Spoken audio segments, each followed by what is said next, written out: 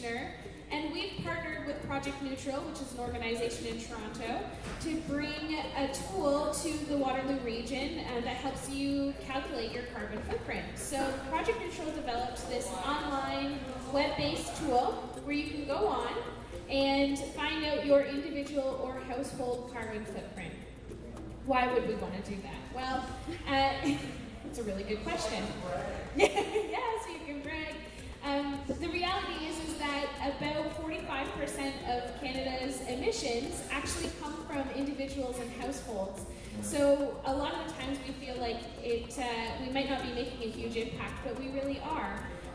And Project Neutral is an opportunity to kind of figure out for you where you're having the most impact so that you can learn how to reduce that impact. This is not about any kind of shame or anything like that. It's really just a tool for you to understand the kind of impact that you're having.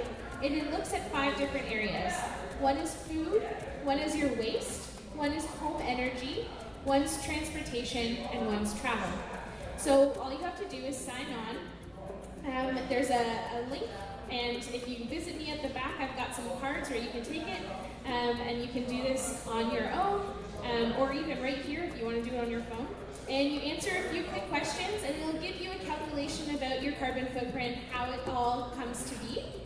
And then from there, you can learn some actions for how to reduce that. So these aren't necessarily huge things. These can be things like using public transportation or walking or biking as much as possible and reducing the amount you drive.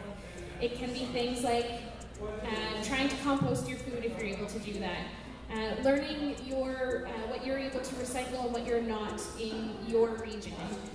All of these different things are actual impacts that can have a huge effect on reducing our collective carbon footprint in Canada and in the world, which is so great, and we want to be taking action for the climate.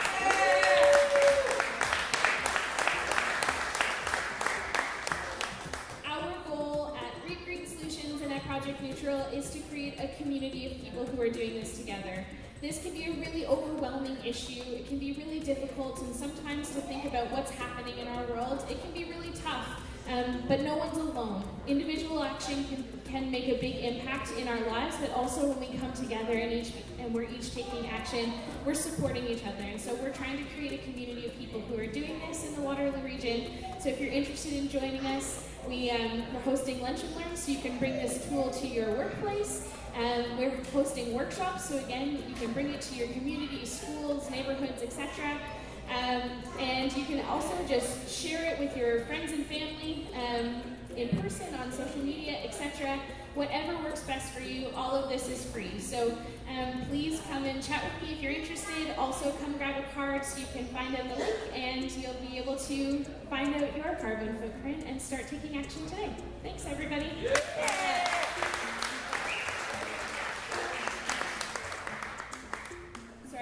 Say one more thing. Thank you so much to Sarah and Bobcat for having us here today. That was so kind of you to think of us and to welcome us here. It's really an honor, and we really appreciate it. So thank you.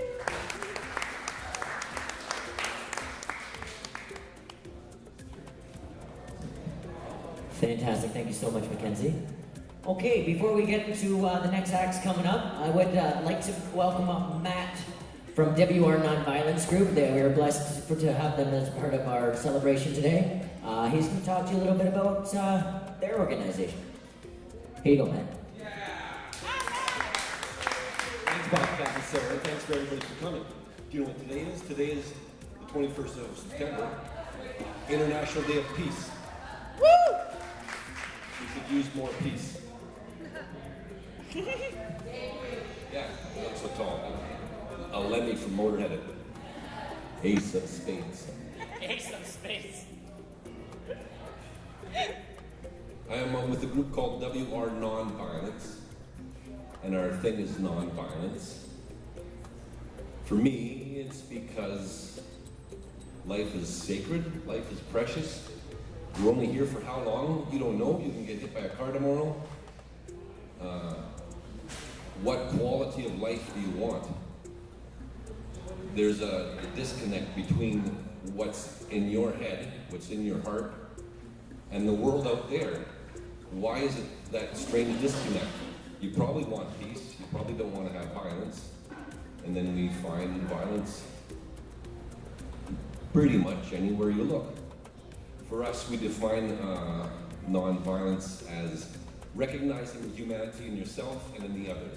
So it's more than just physical violence. You can also feel violence emotionally and mentally. There are reasons for the violence, systematic violence, economic violence, religious reasons, sexual discrimination. But the good news is we're not animals. We're not stuck in a reacting kind of way. It makes sense that, oh, my cat gets angry, it bites, because that's what cats do. But we have this thing called intentionality, and we can choose how we act. Isn't that awesome? So therefore, violence can be a thing of the past if we choose to act differently. It starts with an internal reflection. What kind of world do I want to live in? And what can we do to make those changes? So that's what our group's about every Tuesday at the Queen Street Commons Cafe in Kitchener. It's a table. We invite people around the table. What kind of world do you want to live in? What can we do to make that happen? So on the 21st of September, to recognize the International Day of Peace, we like to do a human peace sign.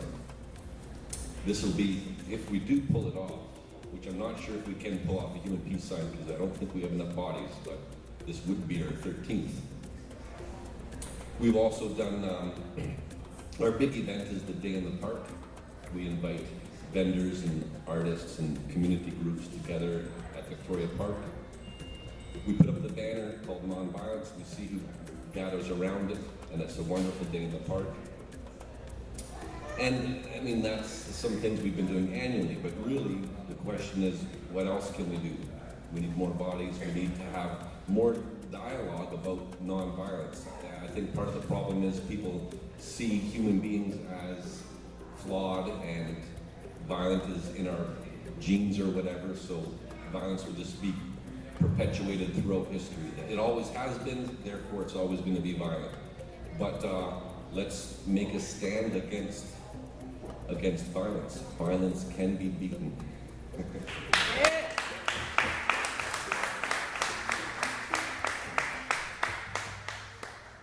I'd like to do a spoken word thing because there's a stage and amps and stuff. And this one's about the economic violence that we each are subject to. It's called Money is Everything. It goes like this. I don't like it and I don't understand, he said as he looked into his open hand. I feel a little like a piece on a game board. How are we supposed to make a move forward? Back to your point about something from nothing. It's just a promise to pay and a click of a button. Another day and we're all deeper indebted. But that's just the way it is, and don't you forget it. Money is everything. Healthcare, education, government, philosophy, sports and leisure, housing, clothing, basic sustenance. We can't do nothing without money. The problem is when credit's created, the loan exists, but not the interest to pay it. People living off the sweat of their labor, but to keep your shirt, you've got to take from your neighbor. And as he looked through the window behind me, he said, you know, I'm going to go where no one can find me. And we stepped out into the busy city street scene. He said, you're right, man, money is everything.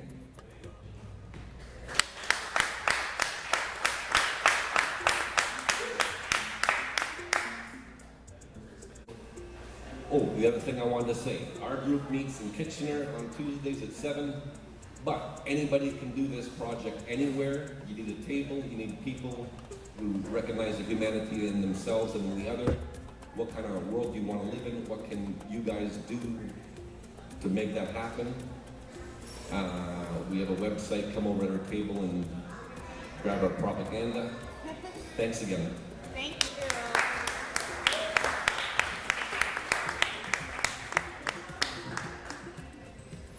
Right, thank you so much, Matt.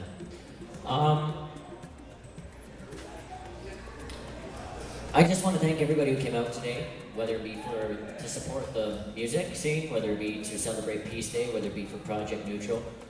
Fact is, if you're here today, we're essentially making a stand for peace. I know it doesn't seem like much. We are in a brewery having a party, but honestly, that's all it takes. If everybody was partying, nobody would be left to drop bombs. So we just have a good time. Make sure everyone's aware of some, that the going's on, and we just need the right to say no, right?